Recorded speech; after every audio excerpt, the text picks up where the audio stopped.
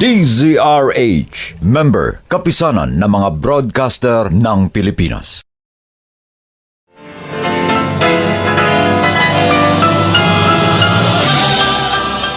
Buong karangalang inihahandog ng DZRH para sa bagong milenyo ang isa pang magandang dula mula sa panulat at direksyon ni Salvador M. Royales.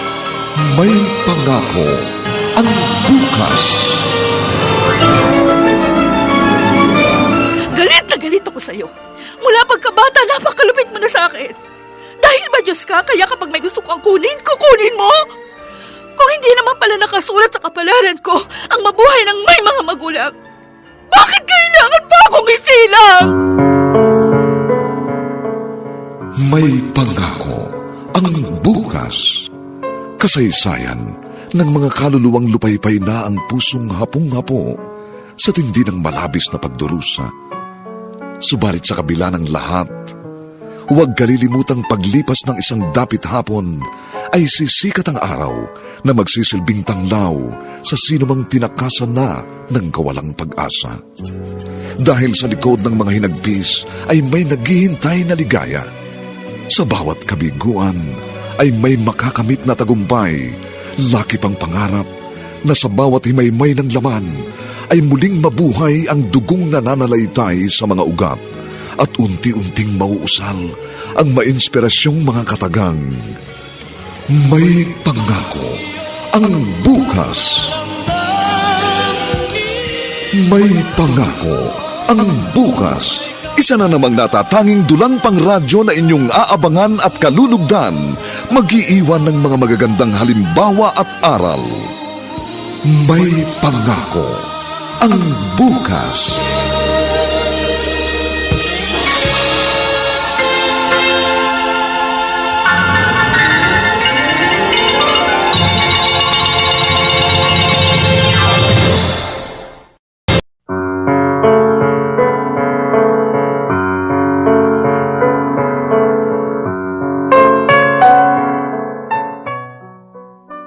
Magandang umagang muli sa inyong lahat, mga giliw naming taga-subaybay.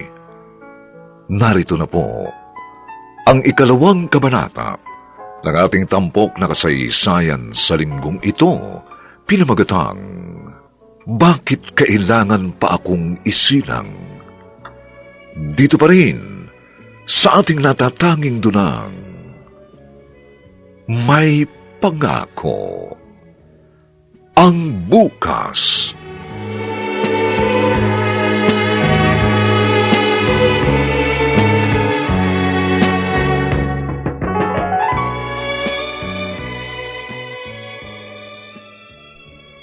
Ano sinabi mo? Pagkatapos ng isang taon, magpapakasal kami ni Andres. Bakit? Biglaan naman yata. Huwag mo sabihin na matagal na bang may namamagitan sa inyo? Ha? Huling, nung nagkasakit ako, si Andres lang ang naririyan para alagaan ako. Siya rin naman, kung magkakasakit siya, baka ako lang naman ang mag-asikaso sa kanya. Pareho kami walang ibang aasahan kundi ang isa't isa. Naisip ko, para hindi maging mabigat sa aming dalawa ang pagpakita ng malasakit at hindi kami mabaon sa utang na loob sa isa't isa. Di ba mas mainam na maging mag-asawa na lamang kami? Sabagay, tama ka. Sa katunayan, minsan nga naisip ko na rin yan, na sana kayong dalawa na lang. Total, pareho naman kayong walang asawa. Isa pa, magkasama na kayo noon pang mga bata pa kayo. Lumaki kayo ng sabay. Magkaiba nga lang ng mundo. Pero hindi naman iba sa akin si Andres. Isa siya sa pinagkakatiwalaang tao ni na mama at papa. At wala akong masasabi sa kanya. Kung kasama sa buhay lang naman ang nais niyong dalawa. Dahil pareho naman na kayong may edad na. Bakit nga ba hindi, di ba? Ang problema lang, baka pag-usapan kayo dito sa baryo, alam mo na. Ay naku, hayaan mo na sila. Ang mga tao naman, may gawin ka o wala. Kung gusto ka nilang pag-usapan, pag-uusapan ka nila.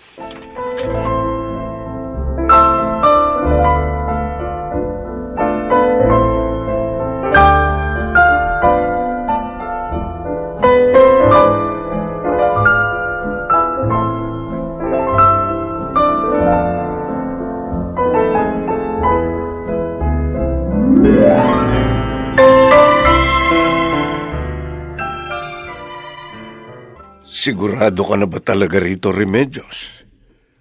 May natitira pang 1 buwan bago tayo magpakasal. Sa papel lang naman tayo mag-asawa. Pero wala naman magbabago sa atin. Tayo pa rin naman si Remedios at Andres na magkababata at magkaibigan. Baka kako isipin ng mga tao na, alam mo na, Kung may interest ka sa kayamanan ng pamilya namin, o di sana, noong ka pa lamang kay Papa. hindi rin natin mapipigil ang bibig ng mga tao. Alam mo, pareho kayo na inaalala ni Huling. Maari naman kitang damayan sa lahat ng bagay kahit hindi tayo kasal. Ikaw, kapag nagkasakit ka o tumanda ka, at hindi mo na kaya ang sarili mo, papayag ka bang magpaalaga sa akin? Kung hindi ako nagkakamali, bugtong na anak ni Mama at Papa pa rin ang tingin mo sa akin, na hindi maaaring abalahin ng kahit ano tungkol sa'yo. Pero, salamat sa tiwala mo sa akin. Yan ang sinasabi ko. Kapag hindi tayo naging mag-asawa, habang buhay tayo magpapasalamat sa isa't isa, na para bang may utang na loob tayong palagi na kailangan bayaran.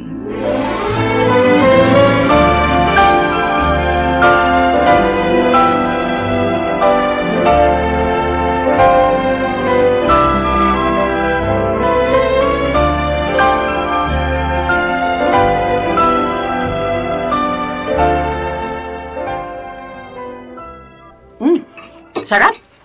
Napakasarap talaga magluto nito asawa ko. Naku, baka madagdagan na naman itong anak natin. Ano? Migoy, maraming salamat sa pagluluto para sa simpleng salo-salo sa kasal namin ni Andres. Uy, para ano pa't naging magkakaibigan tayong 4? Pinatagal-tagal niyo pa kasi. Kung noon pa sana kayo nagdesisyon magpakasal, baka kahit isang anak na biyayaan pa kayo. Huling. Ay, sorry. Biro lang. Doon naman. Alam ko namang iba ang relasyon yung dalawa. Nagpapatawa lang ako kasi masyado naman tayong seryoso. Kung nabubuhay pa si Tiaguada, sigurado matutuwa yun. Paborito niya si Andres eh. Oo nga. Kapag si Andres na nagsalita, palaging pinaniniwalaan ni Mama. Paano kasi si Andres magaling magsinungaling? Ikaw, kapag sinusubukan mo magsinungaling, nahahalata ka kaagad ni Tia Guada. Kasi lumalaki ang butas ng ilong mo. Ano naman? Hindi naman ako nagsisinungaling noon. Uy, anong hindi? Nagsinungaling ka minsan nung sinabi mong ikaw ang nakabasag nung mamahalin niyang figurin. Pero si Huling talaga. Oo nga. Tapos si Remedyo sana yung magkukunwaring salary noon. Kaya lang lagi siyang nahuhuli. Alam naman ni Mama na hindi si Andres ang nakabasag nun eh. Oh, talaga? Oo. Pero hindi na siya nagalit. Kasi nga natuwa siya kay Andres. Kaya raw nitong ipagtanggol ang mga taong mahalaga sa kanya. Kahit malagay siya sa kapahamakan. Uy, Andres, nakapuntos ka pala nun kay Tiaguada. Ay, kung andito pa sana yung dalawang matanda, baka kung... Ano ka ba? Ay, sorry. Ang dating. Mabuti pa. Gawin natin yung ginagawa sa mga ikinakasal. Yung anong tawag nga doon? Yung nag-cheers. Ay, oo nga. Maganda yun. May wine naman dito para sa bagong kasal. Oh, sige, sige. Sige ha. Sige. Okay. Cheers! Cheers!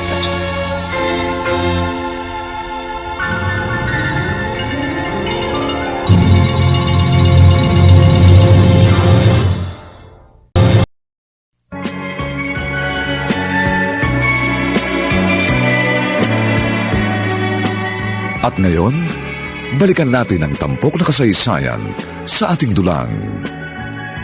May pangako ang bukas.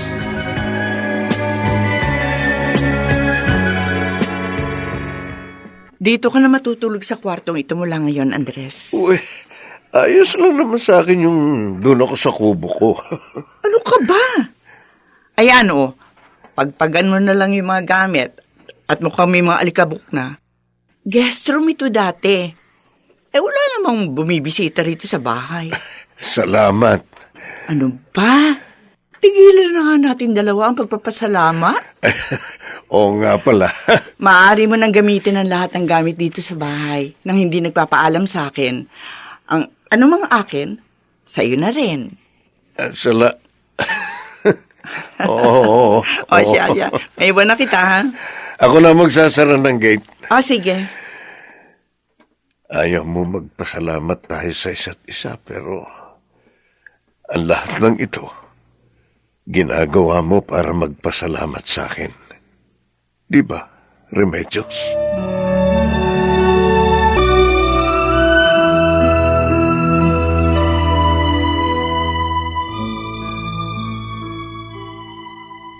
Ikaw na siguro sa sahig, Andres. Ako na sa mga bintana, ah. Oy, sige. O, Sige. itong Starbucks ang gamitin mo para makita mo yung sahig. Akin na. Oo, sige. Bukas nga pala, anihan na ng palay. Oo, sumama ka sa palayan. Wala ka namang gagawin dito para naman maarawang ka. At saka para makapaglakad-lakad din ako. Oo. O, tumataba na ako eh. Palagi kasi masarap ang ulam natin. Hayaan mo. Sa susunod, si Huling na lang ang paglulutuin ko. Si Huling, hindi na talaga natutong magluto, no? Hindi naman kasi pinagluluto ni Migo eh. Kapag mahina tayo sa isang bagay, hindi na natin susubukang gawin uli. Talagang hindi na tayo matututo. Tama ka. Kaya kung gusto mong mas maging masarap ang luto mo, ikaw naman ang magluto bukas. Pasimple ka dyan. Oo na, ako na magluluto. Tapos sa hapon, samahan mo ko, ha? Mamimili tayo ng bagong mga kurtina. Kurtina? Mm-mm. Ang dami-dami pang kurtina dyan ni Tiaguada, di ba? Gusto kong ibahin na ayos nitong bahay. Kasi pakiramdam ko, tuluyan ko nang matatanggap ang pagkawala ni Mama kapag nagkaroon na ng mga bagong gamit at bagong bagay dito sa bahay na wala ng bakas ng kanyang mga alaala.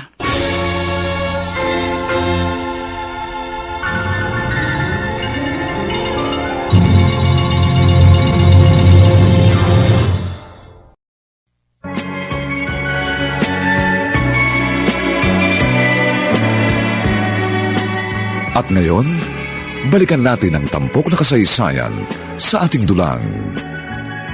May pangako ang bukas.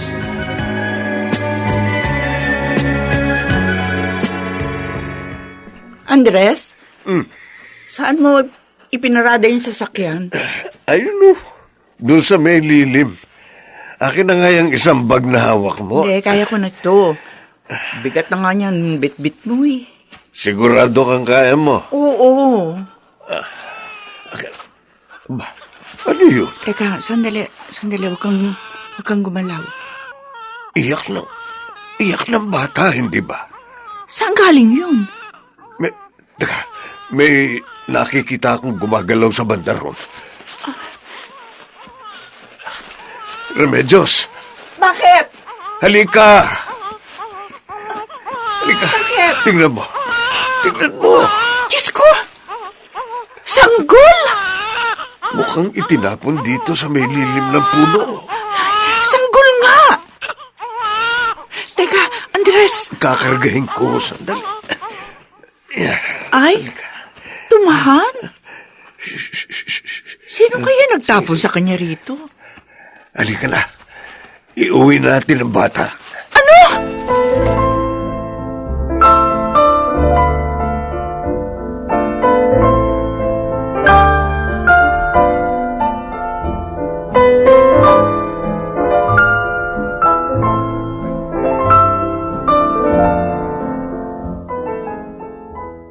Ang himbing ng tulog niya. Andres? Maupo ka nga muna, Rian. Kanina ka pa hindi mapakali. Anong gagawin natin dyan?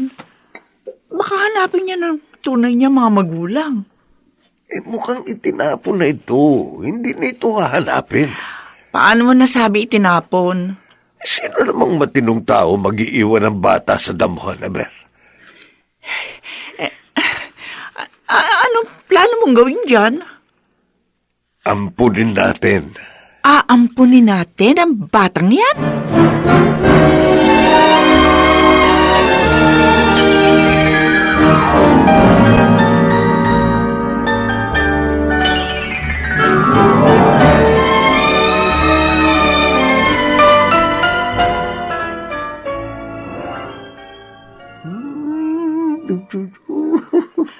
Andres? Oh, ano na naman? Andres, paano kapag hindi sila pumayag na ampunin natin ng bata? Alam ko mahabang proseso ang pag-aampon. Pero wala naman ako nakikitang dahilan para hindi tayo payagang ampunin ng batang ito.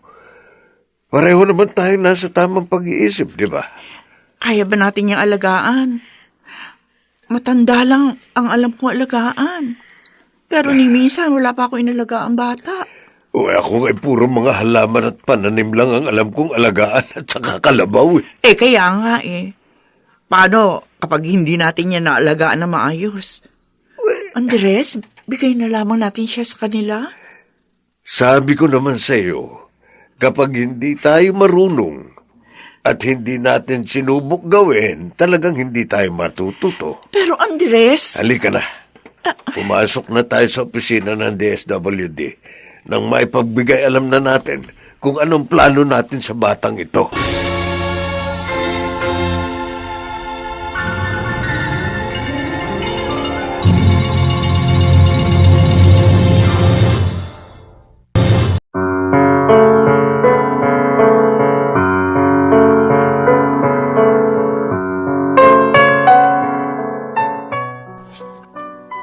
Paano babaguhin ng batang kanilang natagpuan ang buhay ni na Andres at Remedios?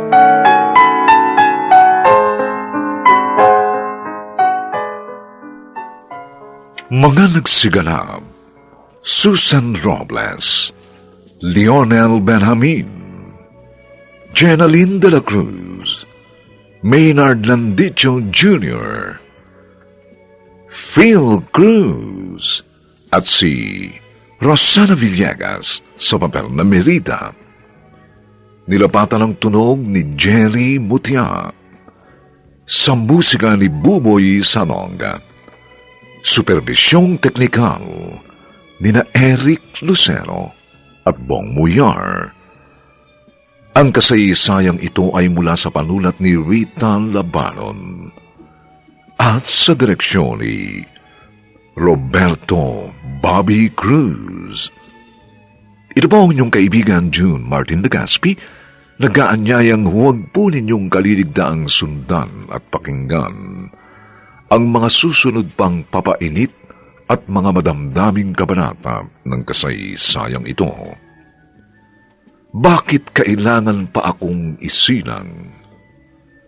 Dito pa rin, sa ating natatanging dunang,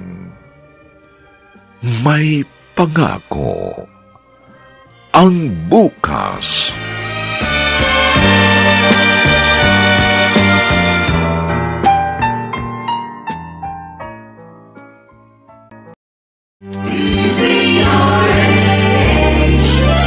DZRH, member, kapisanan ng mga broadcaster ng Pilipinas.